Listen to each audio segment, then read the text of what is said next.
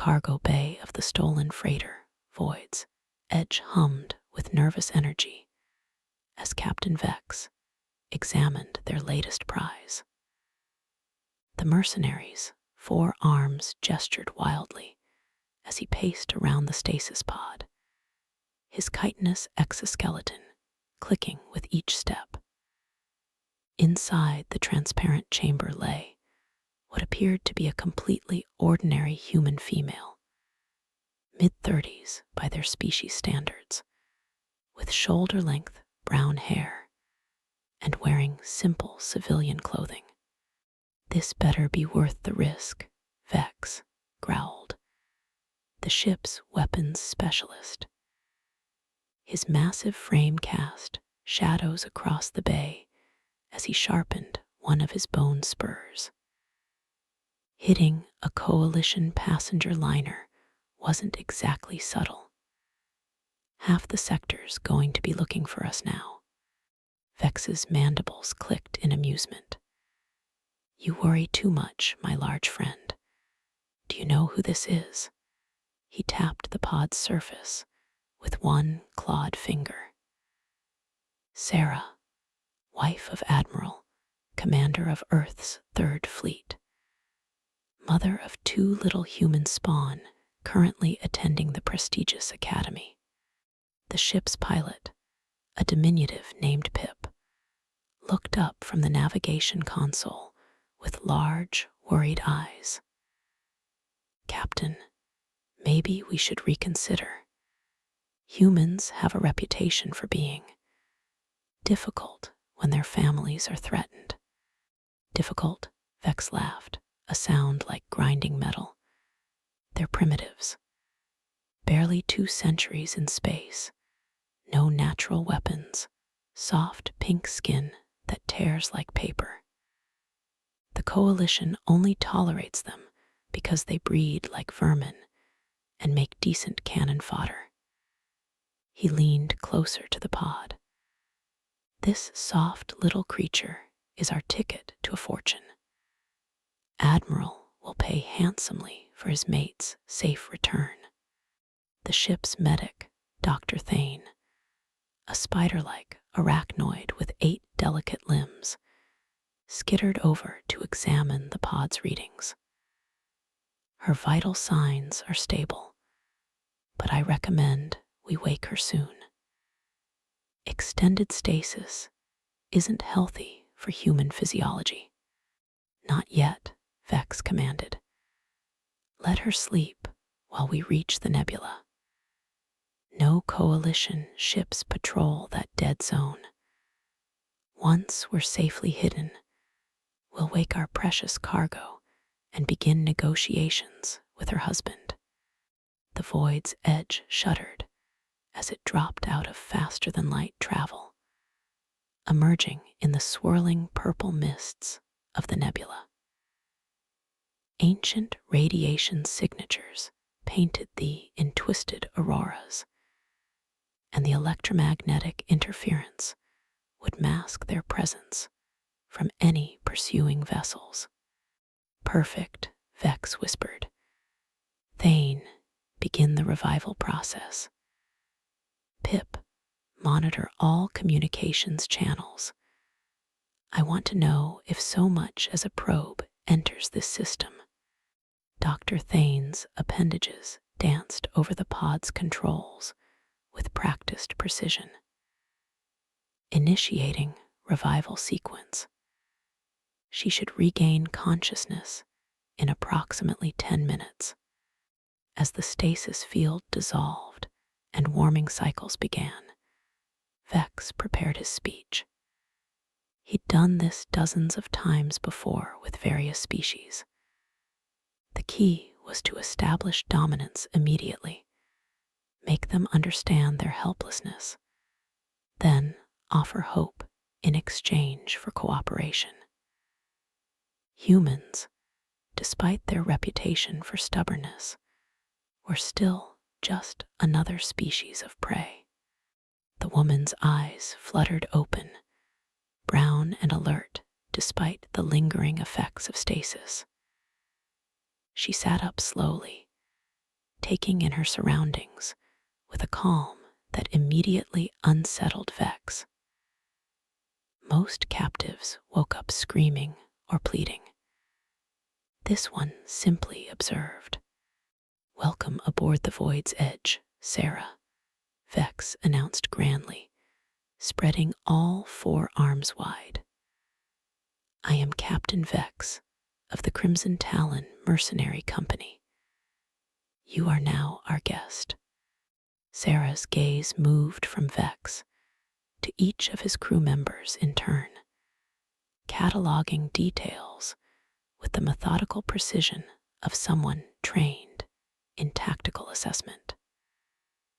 When she finally spoke, her voice was steady and unnervingly polite. "I see. And what exactly do you want from me, Captain Vex?" The question caught him off guard. No tears, no demands to know where she was, no threats or bargaining.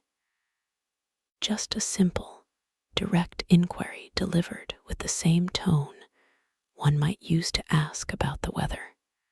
"Your husband commands significant resources," Vex explained, regaining his composure. "We require compensation for ensuring your continued health and safety." Sarah nodded thoughtfully. "Kidnapping. Yes, I suppose that's your business model." She looked around the cargo bay again, her expression almost curious.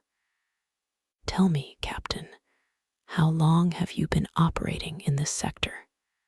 "Long enough to know how these situations work," Vex replied, irritated by her casual demeanor.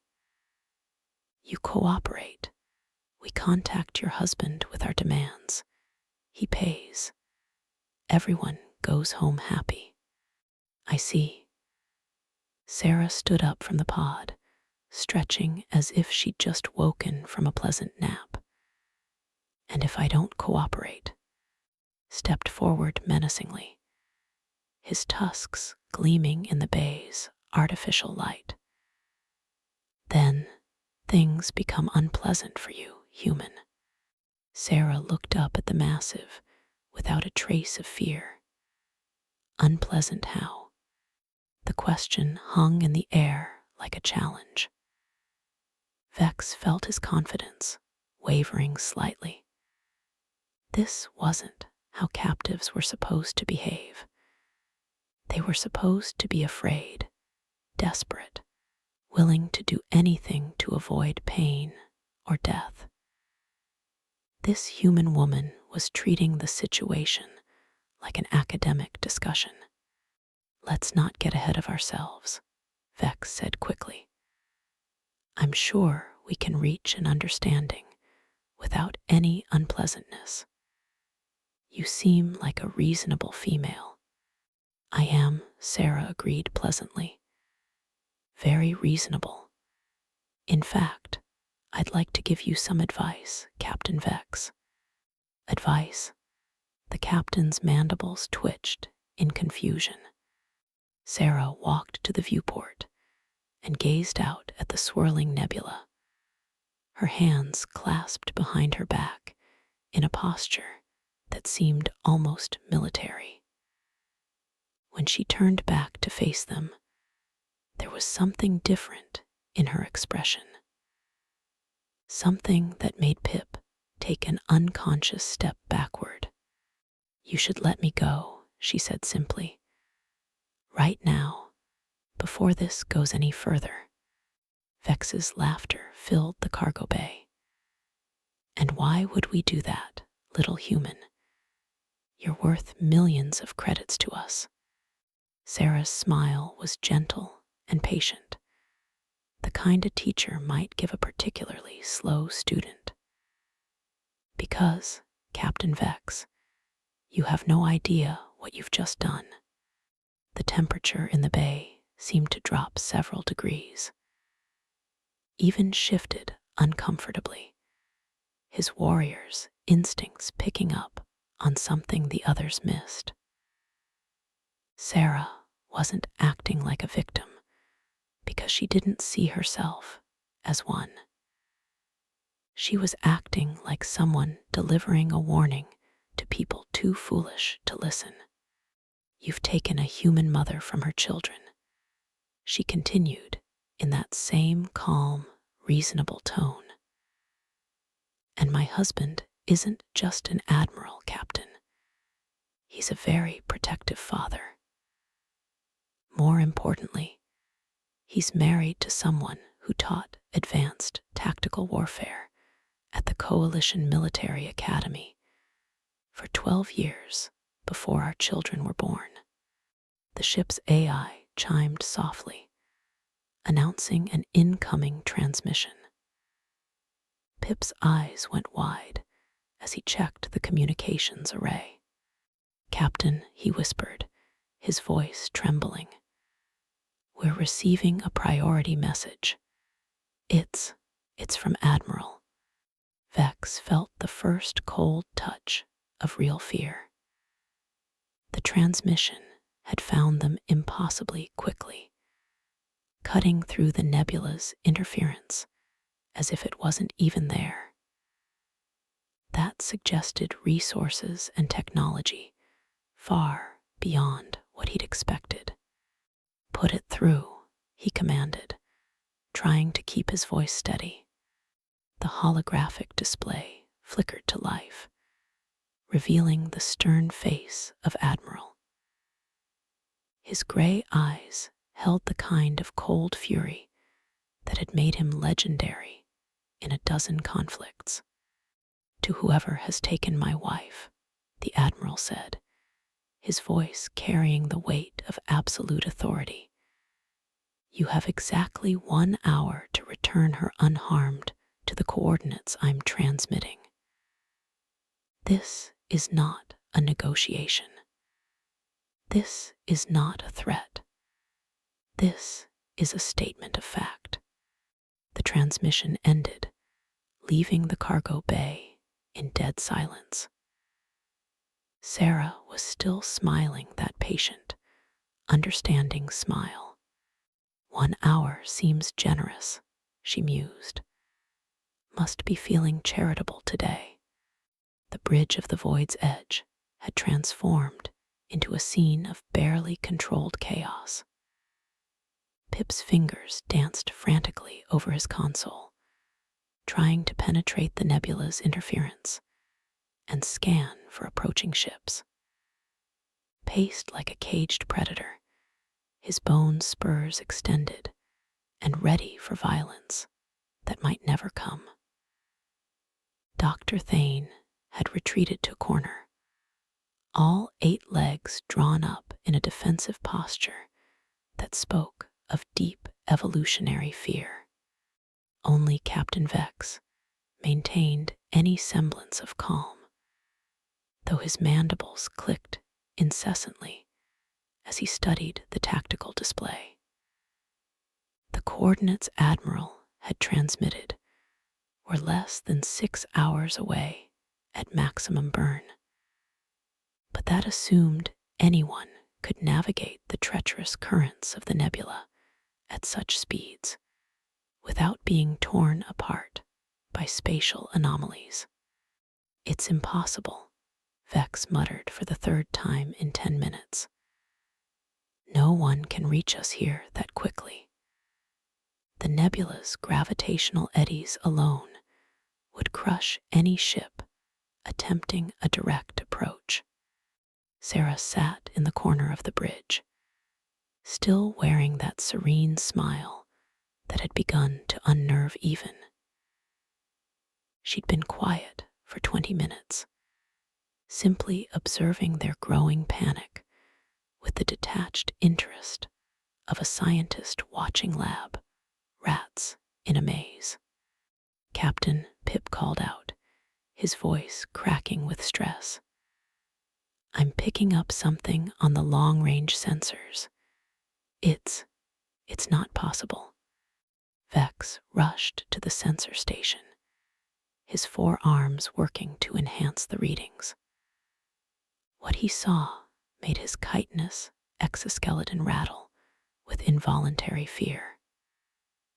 A massive signature was moving through the nebula toward them, but it wasn't following any normal trajectory. Instead of weaving around the dangerous anomalies, it was moving in a perfectly straight line, as if the deadly spatial distortions simply didn't exist. Size estimate, Vex demanded. 3 kilometers long. Mass readings are off the charts. Pip's large eyes were dilated with terror. Captain, that's not a ship. That's a mobile fortress. Sarah finally spoke up from her corner. Actually, that's the Retribution's flagship. Sovereign-class dreadnought, crew of 8,000, carrying enough firepower to glass a small moon. She paused thoughtfully. He must have been close by when you took me. Lucky him. Impossible, Vex snarled. The Third Fleet is assigned to the Outer Rim territories. That's 3 sectors away. Was assigned, Sarah corrected gently. Has been conducting classified operations in this region for the past month. Something about tracking unusual mercenary activity. Her smile widened just a fraction. I believe you might have been on his list. The blood drained from Vex's face, or what passed for blood in his species' green circulatory system. You're lying. There's no way he could have predicted. Captain Vex, Sarah interrupted, her tone becoming more serious. May I share something with you? A personal anecdote. Before Vex could respond, Dr. Thane's voice cut through the bridge from his medical station. Captain, I'm detecting multiple smaller signatures separating from the main vessel. Fast attack craft, moving in formation patterns I've never seen before. Sarah nodded approvingly. Ah, the Valkyrie squadron. Personal escort. Each of those pilots has been training with human combat techniques for years. They don't think like other species, Captain. They don't follow predictable attack patterns or standard tactical doctrines. What do you mean? Pip whispered. Humans don't just fight to win, Sarah explained patiently. We fight to make sure our enemies never threaten our families again. It's a subtle but important distinction. Most species will accept surrender once victory is assured. Humans, well, we can be significantly less forgiving when our children are involved. His massive frame shuddered involuntarily. Throughout the galaxy, human military doctrine was studied and feared in equal measure. Unlike other species who fought with instinct or honor codes, humans approached warfare with cold, calculating precision. They studied their enemies' weaknesses with scientific thoroughness, then exploited those weaknesses with ruthless efficiency. The anecdote I wanted to share, Sarah continued conversationally, involves the last group of mercenaries who tried to ransom a human child. This was about 15 years ago during the conflict. A slaver named thought he could make easy money by taking the daughter of a human diplomat. Vex's mandibles had stopped clicking entirely. The bridge was silent except for the soft hum of ship systems and the increasingly urgent beeping of proximity alarms. The human authorities offered to negotiate, Sarah went on. They sent a single representative to meet with on a neutral station. A middle-aged human female, not particularly impressive by galactic standards, thought it would be easy to intimidate her into paying whatever he demanded. The sensor readings showed the Valkyrie fighters spreading into an attack formation that seemed to defy conventional tactical wisdom. Instead of maintaining safe distances and coordinated approaches, they were moving in seemingly random patterns that would be impossible for most species to track or counter. What didn't know, Sarah said softly, was that the human representative was the child's grandmother. And grandmothers, Captain Vex, are an entirely different category of dangerous when it comes to protecting their. What happened to? Dr. Thane asked despite himself, his spider-like form trembling. No one knows for certain. The security footage from the station showed the grandmother entering the meeting room carrying nothing but a small handbag.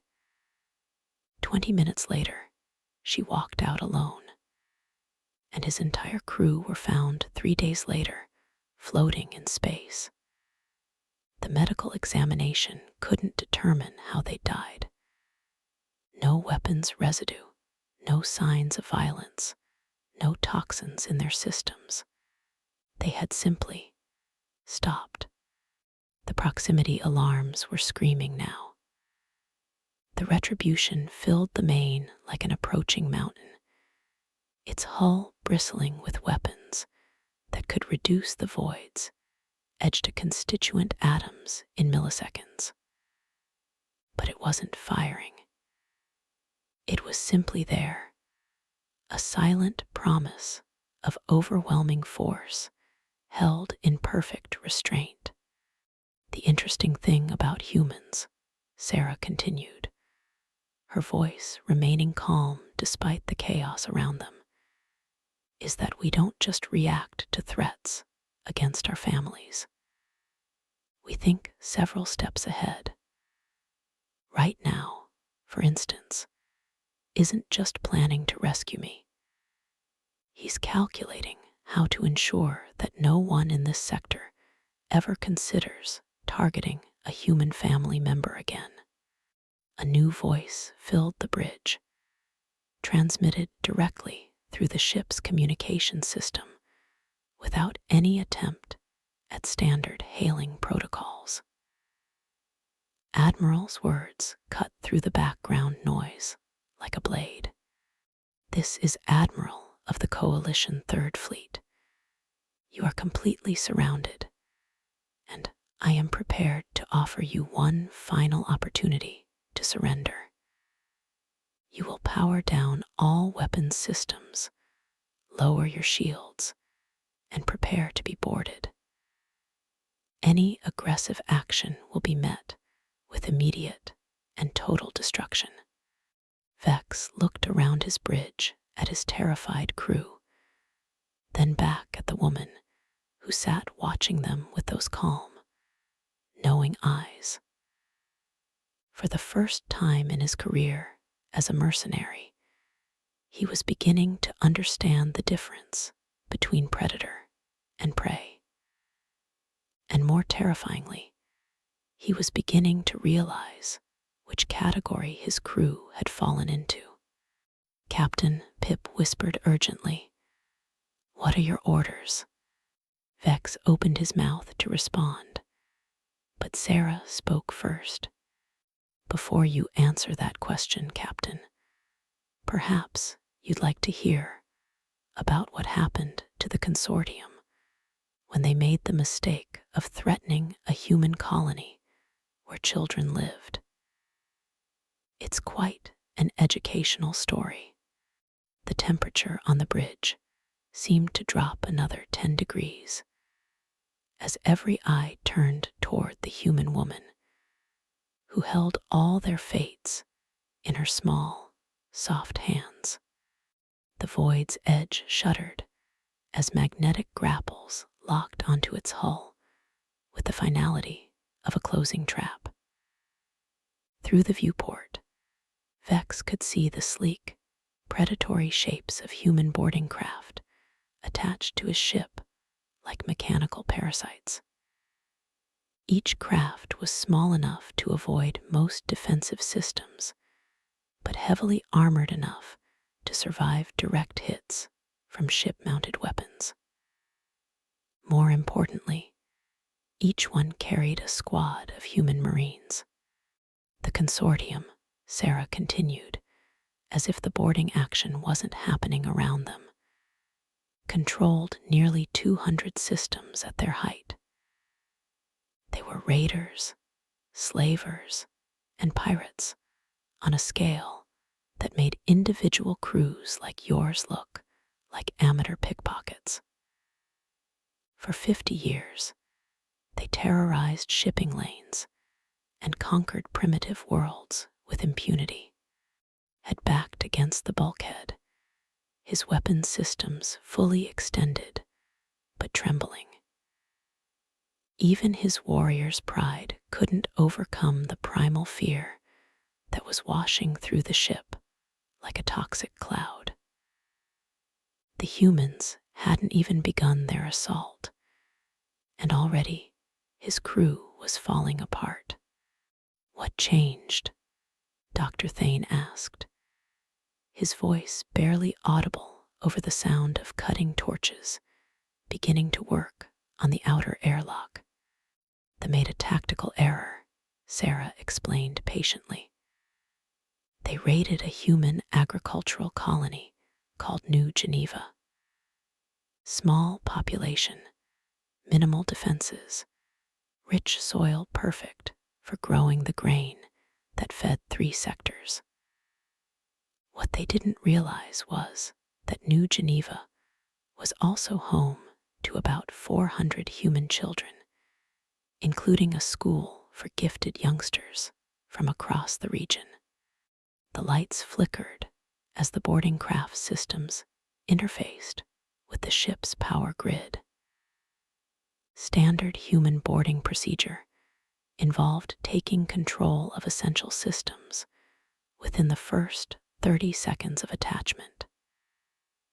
Vex had read about it in tactical manuals, but experiencing it firsthand was entirely different.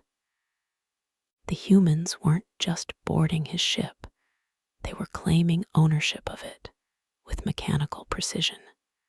The raid should have been simple, Sarah went on. Land, take whatever they wanted, maybe grab some slaves, then disappear before any coalition forces could respond. Standard operating procedure. But when they started loading children onto their transport ships, something interesting happened. A new sound joined the cutting torch's harsh, rhythmic clanging that seemed to come from every direction at once. Pip whimpered and curled into a ball at a station. The sound was methodical, purposeful, and utterly inhuman in its mechanical precision. It was the sound of humans in powered armor, moving through the ship's corridors with the unstoppable advance of a natural disaster. What happened? Vex found himself asking despite his terror. The children's parents came for them, Sarah said simply. Not the coalition military, not a rescue fleet, just the parents. Teachers, farmers, shopkeepers, engineers. People who had never held weapons more dangerous than farming tools or academic instruments. But they were human parents, and their children had been taken. The cutting torches fell silent. In the sudden quiet, new sounds emerged: footsteps in the corridors, the hiss of pressure seals, the soft whir of advanced scanning equipment. The humans were aboard, and they were moving with the fluid efficiency of apex predators who had done this countless times before. They had superior numbers, better weapons, more experience. They had orbital support and fortified positions. By every military calculation, the humans should have been slaughtered. Instead, something unprecedented happened. Sarah's voice took on an almost academic tone, as if she were lecturing to a classroom of eager students. The parents didn't attack the positions directly. They studied them. A soft chime indicated that someone was accessing the bridge door controls from the outside. Vex realized with growing horror that his own ship's security systems were being used against him with casual efficiency. For 3 days, nothing happened, Sarah continued. The commanders began to relax, thinking the humans had given up. They started making plans to move the children to their main base in the next system. That was when they discovered the first bodies. The bridge door slid open with a gentle whisper. What stepped through wasn't the hulking battle-suited warriors Vex had expected, but a woman in simple coalition military fatigues. She was tall by human standards, with graying hair and the kind of weathered face that spoke of years spent making difficult decisions.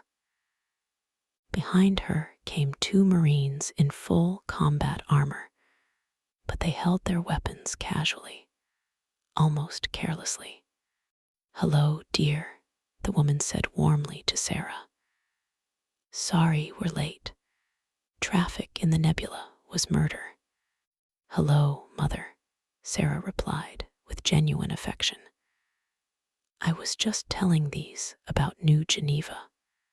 The older woman, Admiral's mother-in-law, Vex realized with dawning comprehension, smiled pleasantly at the mercenary crew. Yes, that's always been one of my favorite teaching examples. Did you get to the interesting part yet? I was just explaining how the parents studied their enemies instead of attacking directly. Sarah said, "Excellent approach. Very human." The Admiral's mother-in-law turned to address Vex directly. "You see, Captain, humans have this peculiar habit of treating warfare like a research project when our children are involved. We don't just want to win, we want to understand exactly how our enemies think, how they operate, and most importantly, how to make sure they never threaten our families again." His warrior instincts finally overcame his fear, and he lunged toward the nearest Marine with a bone-rattling war cry. The human didn't even seem to move, but somehow found himself flat on the deck with his own weapon pressed against his throat. The Marine holding him down looked bored, as if disabling a 2-meter-tall alien warrior was barely worth his attention. The sentries started disappearing one by one. The older woman continued, as if nothing had happened. Not killed, just gone. Their equipment would be found neatly arranged in small piles, completely undamaged. No signs of struggle, no indication of how they'd been taken. It was as if they had simply ceased to exist. More Marines filed onto the bridge, their movements coordinated with the kind of precision that spoke of years of training together.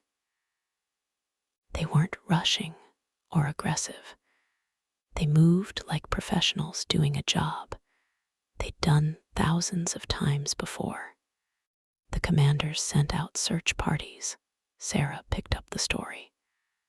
Those disappeared too. Then the perimeter guards. Then the technical crews. Within 48 hours, the entire raiding force had simply vanished, leaving behind only their equipment and the confused children they'd been holding prisoner. Vex's mandibles were chattering uncontrollably now. What happened to them? Where did they go? The Admiral's mother-in-law exchanged a look with Sarah. Well, that's the interesting part. The human parents had spent those 3 days learning everything they could about biology, psychology, and social structure. They discovered that warriors have a paralyzing fear of being separated from their clan groups. So the parents simply separated them. They were found 6 months later, Sarah added helpfully, scattered across 50 different uninhabited worlds throughout the sector. Alive, unharmed, but completely broken psychologically. Most of them never spoke again. The few who did could only repeat the same phrase over and over. The soft ones are not soft. Dr. Thane had pressed himself so far into the corner that his exoskeleton was making stress fracture sounds. But that's impossible. No species fights like that. It's too cruel, too precise. Most species fight to defend territory or resources. The Admiral's mother-in-law explained patiently. Humans fight to protect their children. There's a significant difference in motivation and consequently in methodology. A new figure appeared in the bridge doorway, Admiral himself. He wasn't wearing combat armor or carrying weapons. He looked like exactly what he was, a middle-aged human male in a standard coalition uniform who happened to command enough firepower to crack planets. When his eyes found his wife, his entire demeanor softened. "Sarah, are you hurt?" "No, dear. These have been perfect hosts. Very educational conversation." Admiral nodded and turned his attention to Captain Vex. "I assume my family has been explaining the situation to you." Vex tried to speak, but could only manage a strangled clicking sound. The Admiral waited patiently for several seconds, then sighed. "The choice is simple, Captain. You and your crew can surrender now, face trial in a coalition court, and serve your sentences in a relatively comfortable prison facility. Or you can continue this path, and I'll let my wife's mother explain to you exactly what happened to the rest of the consortium after New Geneva." The older woman's smile became positively predatory. "Oh, that is a good story. You see, the parents' success on New Geneva gave the human government some very interesting ideas about how to deal with large-scale threats to colonial populations. Captain Vex's surrender was so fast and complete that even the Marines seemed impressed. 3 hours later, the crew of the Void's Edge found themselves in the surprisingly comfortable detention bay of the Retribution. The cells were spacious, clean, and equipped with environmental controls suited to each species' specific needs. Dr. Thane had his own specialized web chamber, had been provided with a combat dummy to work out his aggression, Pip had access to a small computer terminal for recreational activities. Captain Vex, however, was discovering that human hospitality could be more unnerving than human violence. "The tea is excellent," Sarah commented, sitting across from him in the detention bay's common area. "Has it specially imported from Earth? Earl, I think. Would you like some?" Vex stared at the delicate porcelain cup she offered him with all 4 hands trembling. "You're serving me tea. Of course, you're a guest aboard my husband's ship." Sarah's tone was perfectly sincere. Admittedly, an involuntary guest facing serious criminal charges, but hospitality is important in human culture. Through the transparent aluminum walls of the detention area, Vex could see human crew members going about their duties with casual efficiency. None of them paid any attention to the captured mercenaries, as if taking prisoners was such a routine occurrence that it barely registered. Somehow, this complete lack of interest was more intimidating than any threats or displays of violence could have been. "I don't understand," Vex said finally. "We kidnapped you. We threatened your family. Why are you being kind to us?" Sarah considered the question thoughtfully. "Because kindness serves a purpose, Captain. You see, humans have learned that broken enemies often become future problems.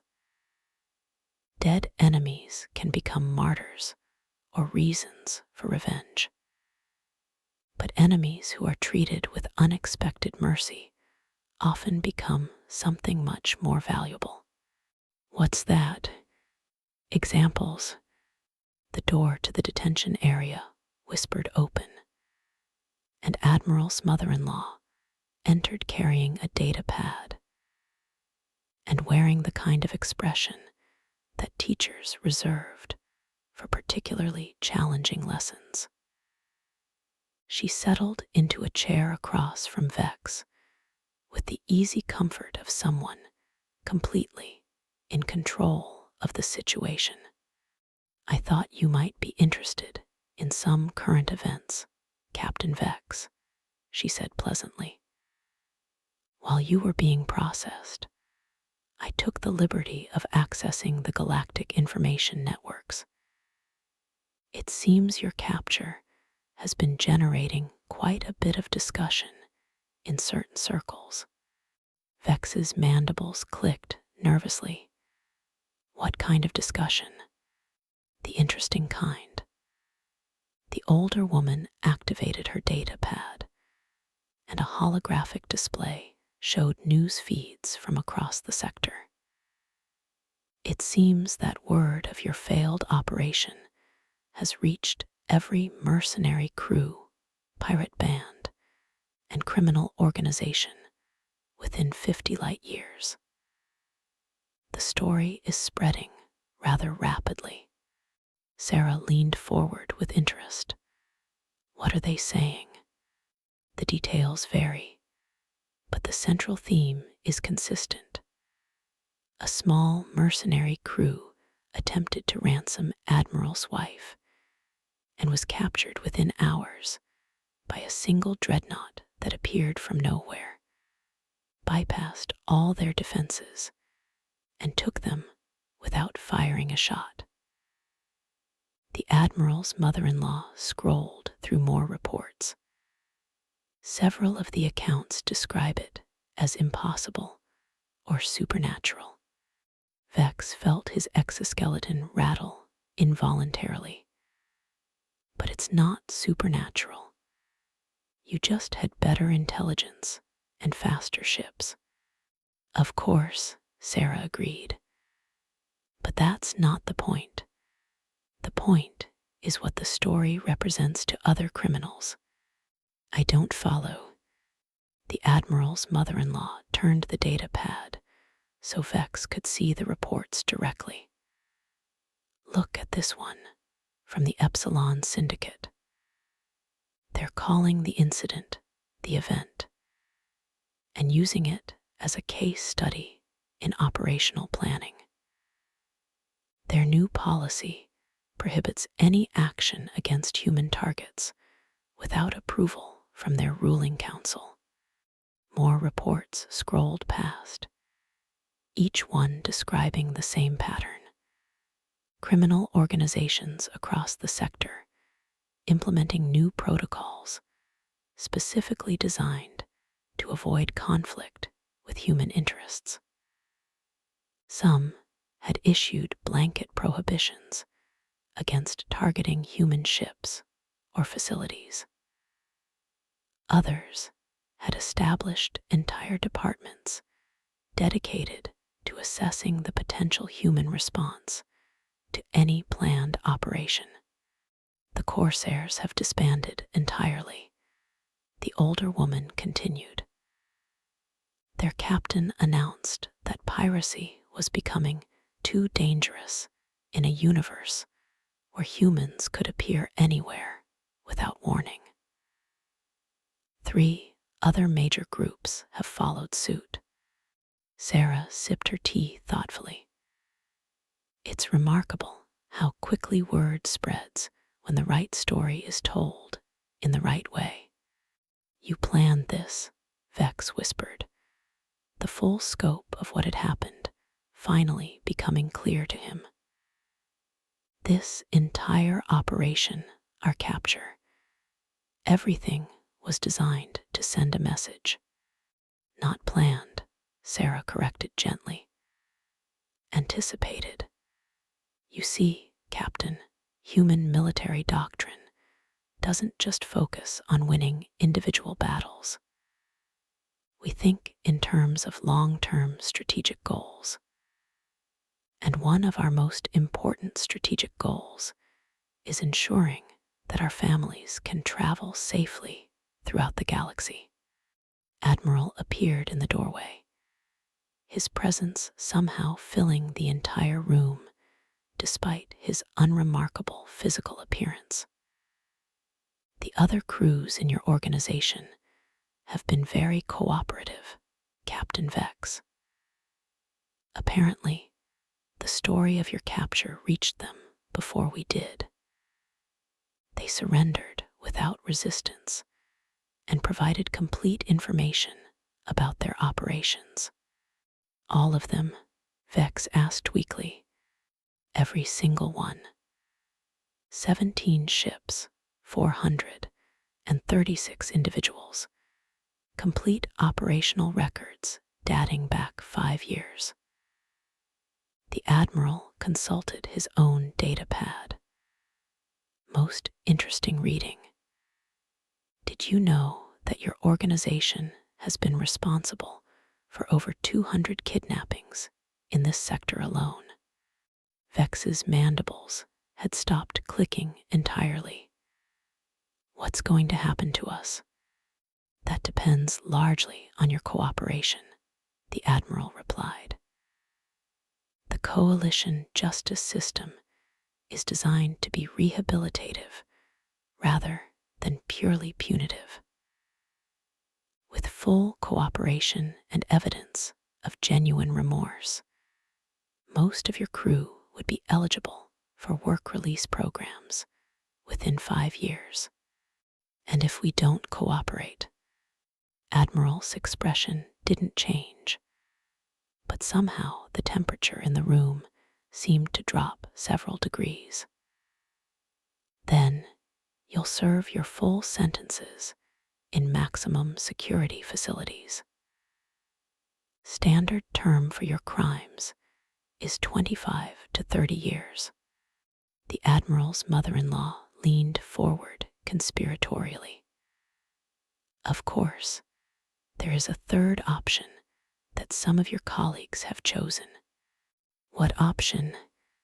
Rehabilitation and employment, Sarah explained. The coalition always needs experienced spacers for dangerous operations. Former criminals who demonstrate genuine change often make excellent crew members for exploration missions, hazardous cargo runs, and frontier security operations.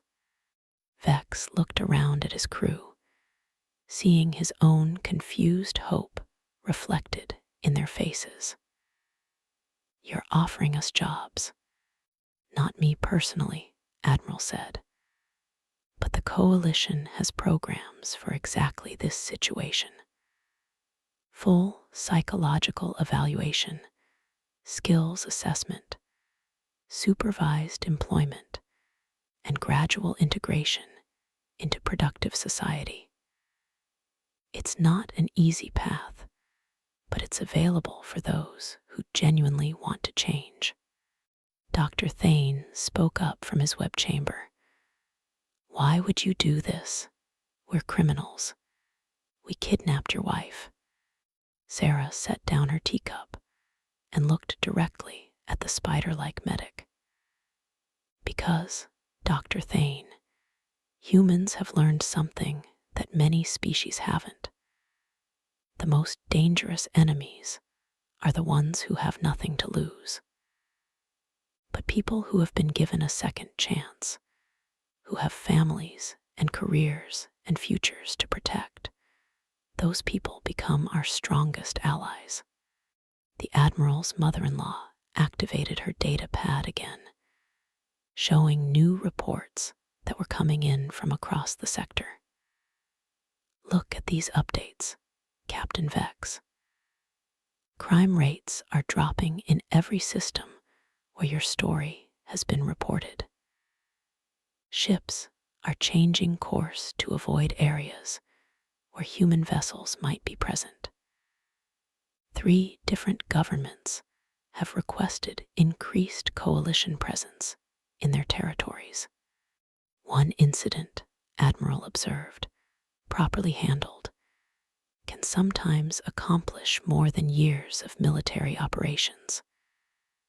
Your capture wasn't just about rescuing my wife, Captain. It was about ensuring that no one else's wife, or husband, or children would be threatened in this manner again." Vex sat in stunned silence, trying to process the magnitude of what he was hearing. His failed kidnapping hadn't just resulted in his capture. It had fundamentally changed the balance of power in an entire sector of space. And somehow, the humans had anticipated and orchestrated the entire sequence of events. "This is why other species fear you," he said quietly. "Not because you're strong or violent, but because you think differently." Sarah smiled that same patient, understanding smile she'd worn throughout the entire ordeal. "We think like parents, Captain Vex. And parents will do whatever it takes to keep their children safe." The data pad chimed with another update. The Admiral's mother-in-law glanced at it and chuckled. "What is it?" Sarah asked. "The nebula has just been declared a protected zone by the Galactic Trade Commission. No unauthorized vessels are permitted within 10 light years of its borders." She showed them the official declaration. Apparently, they're concerned about unusual military activity in the region. Admiral nodded approvingly. "That should provide additional security for civilian traffic in this sector. A welcome development." As the implications of everything he'd heard settled into his mind, Captain Vex began to understand that he hadn't just failed to kidnap a human woman. He had unknowingly stepped into a carefully laid trap that had been generations in the making, sprung not by a single ship or crew, but by an entire species that thought in terms of centuries rather than moments. And somehow, despite everything, they were still offering him tea, 6 months after the incident that would become known throughout the galaxy as the Warning. Captain Vex found himself in a situation he never could have imagined. He stood on the observation deck of the Coalition survey vessel New Horizons, watching a previously unknown star system unfold on the main display, while beside him, Dr. Thane operated sophisticated scanning equipment with 8-limbed precision. Preliminary readings suggest at least 4 potentially habitable worlds, Dr. Thane reported, his voice carrying professional pride instead of the terror that had characterized his speech during their last meeting with humans. The third planet shows signs of complex organic chemistry. Vex nodded approvingly. After 5 months of supervised rehabilitation and training, his former crew had been assigned to the New Horizons as part of the Coalition's Deep Space Exploration Initiative. Their first mission was to survey systems beyond the galactic rim, searching for new worlds that could support human and alien colonies. "Excellent work, Doctor," came a familiar voice from the bridge entrance. Vex turned to see Sarah approaching with a warm smile and a data pad full of reports. She now served as the mission's cultural liaison and civilian advisor, helping to ensure that any discovered worlds would be settled in ways that respected both human values and alien needs. "Mrs. Vex said, still feeling awkward about addressing the woman he'd once held captive so casually. "I didn't know you were aboard this mission. Thought I might be useful for first contact situations," Sarah replied. "Apparently, my experience in education and conflict resolution makes me valuable for establishing peaceful relationships with new species." Through the observation windows, they could see working outside the ship in a specialized environmental suit, using his natural strength to repair sensor arrays that had been damaged during their passage through an unexpected asteroid field. The former warrior had adapted remarkably well to construction and maintenance work, discovering that his aggressive instincts translated perfectly into a protective attitude toward ship systems and crew safety. "How is Pip adapting to deep space navigation?" Sarah asked. "Better than expected," Vex admitted. "His natural talent for spatial reasoning has made him one of our best stellar cartographers. Yesterday, he mapped a gravitational anomaly that would have taken our computer systems 3 days to calculate. It was true. The Small who had once cowered in terror on the bridge of the voids, Edge had blossomed into a confident and skilled professional. More importantly, he seemed genuinely happy for the first time since Vex had known him. The ship's intercom crackled to life with an announcement from the bridge. "Attention, all hands. We are receiving a transmission from an unknown source in the target system. All department heads to the bridge for first contact protocols." Sarah's eyes lit up with genuine excitement. Our first potential new species. How thrilling. As they made their way to the bridge, Vex reflected on the strange turns his life had taken. The rehabilitation program had been more challenging than any military campaign he'd ever experienced. Instead of fighting external enemies, he'd been forced to confront his own motivations, fears, and assumptions about the universe. The psychological evaluations had been particularly difficult. Human therapists had a disturbing tendency to ask questions that cut straight to the heart of issues he'd spent years avoiding. Why had he chosen a life of crime? What did he really want from existence? How did he justify causing suffering to innocent beings? The answers, when he'd finally been honest enough to give them, had been uncomfortable in their simplicity. He'd been afraid of responsibility, afraid of failure, afraid of building something meaningful that could be lost. Crime had seemed easier because it required no investment in the future, no risk of caring about something enough to have it taken away. The Bridge of the New Horizons was a study in efficient cooperation.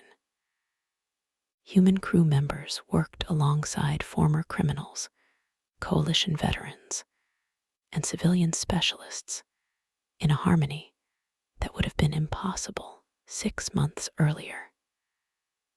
Captain, a human woman with 30 years of exploration experience, stood at the center of it, all with the calm confidence of someone who had seen wonders beyond imagination. "Report communications," she ordered.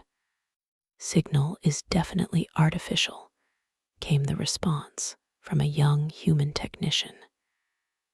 Mathematical progressions, repeating patterns. Classic first contact format.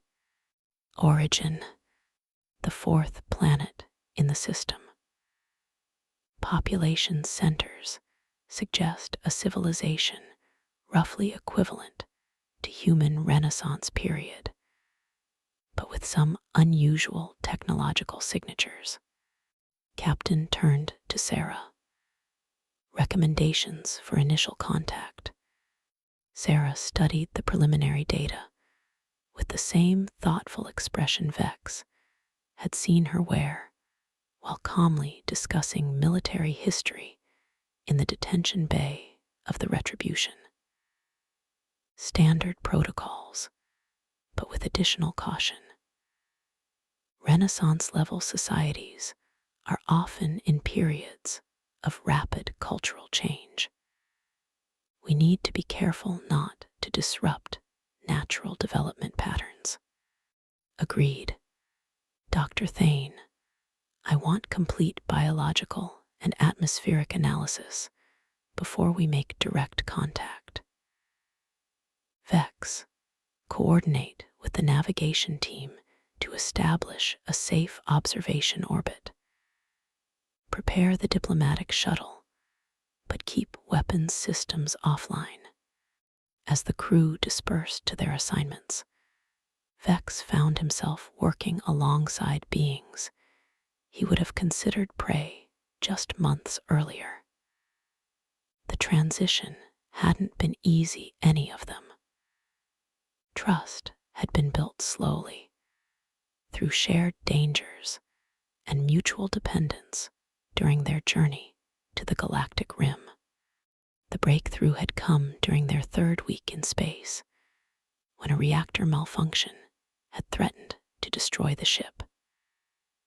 Instead of protecting only themselves, Vex and his former crew had worked frantically to save everyone aboard.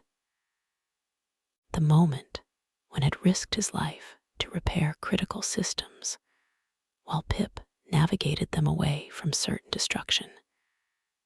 Vex had realized that they were no longer criminals serving time, they were explorers with a purpose. Incoming transmission from the planet, the communications officer announced. They're responding to our mathematical sequence with one of their own. On the main screen, an intricate pattern of numbers appeared, clearly showing advanced understanding of mathematics and logic. But more importantly, the sequence included what appeared to be artistic elements designs that served no mathematical function, but were aesthetically pleasing. They're not just proving intelligence, Sarah observed. They're showing us beauty. That's a very positive sign for peaceful contact. Over the next several hours, the crew of the New Horizons worked to establish meaningful communication with the planet's inhabitants. The process was complex, requiring careful attention to both scientific accuracy and cultural sensitivity. Vex found himself serving as a translator between different modes of thinking, his criminal background providing unexpected insights into the challenges of communicating across vast cultural divides. When visual contact was finally established, the beings on the planet proved to be unlike any species in coalition records. They appeared to be crystalline in nature, with bodies that seemed to shift and flow like living gemstones. Their city structures were works of art that conventional engineering, growing from the landscape like beautiful, impossible flowers. They're magnificent, Dr. Thane whispered, all 8 of his limbs pressed against the viewing station. The first conversation was halting and careful, mediated through computer translation systems and mathematical concepts. But gradually, understanding began to emerge. The crystalline beings called themselves the Resonant, and they had been watching the stars for centuries, hopping for contact with other thinking species. They want to share something with us, the communications officer reported. They're transmitting what appears to be music, the bridge filled with sounds, unlike anything any of them had heard before, haunting melodies that seemed to emerge from the interaction between light and matter, compositions that spoke of beauty and wonder, and the deep satisfaction of contemplating the infinite. Sarah closed her eyes and listened with a smile of pure joy. When the music ended, she opened her eyes and looked around the bridge at the diverse collection of beings who had somehow become a functioning crew. This is why we explore, she said quietly. Not for territory or resources or strategic advantage, but for moments like this, for the chance to discover that the universe is even more wonderful than we imagined. Later, as the New Horizons settled into orbit around the 4th planet to begin formal diplomatic procedures, Vex found himself alone with Sarah on the observation deck. The Resonance crystalline cities glittered like jewels against the planet's surface, and their music continued to play softly through the ship's communication systems. Do you regret it? Sarah asked suddenly. Regret what? Kidnapping me, setting all of this in motion. Vex considered the question carefully. 6 months ago, He had been the captain of a small-time criminal operation with no future beyond the next score. Now, he was part of something unprecedented, helping to expand the boundaries of known space and establish peaceful contact with entirely new forms of life. "No," he said finally, "I regret the fear I caused you and your family. I regret the years I wasted hurting others. But I don't regret the events that led me here." Sarah nodded thoughtfully. "Says that every mistake is just a lesson waiting to be learned. The important thing is making sure we actually learn it." Below them, the resonant cities continued their impossible dance of light and sound, a reminder that the universe was full of wonders waiting to be discovered by those brave enough to reach for them. And high above in the ship that had brought them together, a former criminal and his former victim stood side by side, watching new possibilities unfold against the backdrop of infinite stars. In the months that followed, the story of the warning would continue to spread throughout the galaxy, carried by merchants and diplomats, pirates and peacekeepers. But the real legacy of that day wasn't fear, it was hope. Hope that even the most fundamental conflicts could be resolved through understanding. Hope that enemies could become allies when given the chance. Hope that a universe vast enough to contain beings of crystal and song was also vast enough for second chances.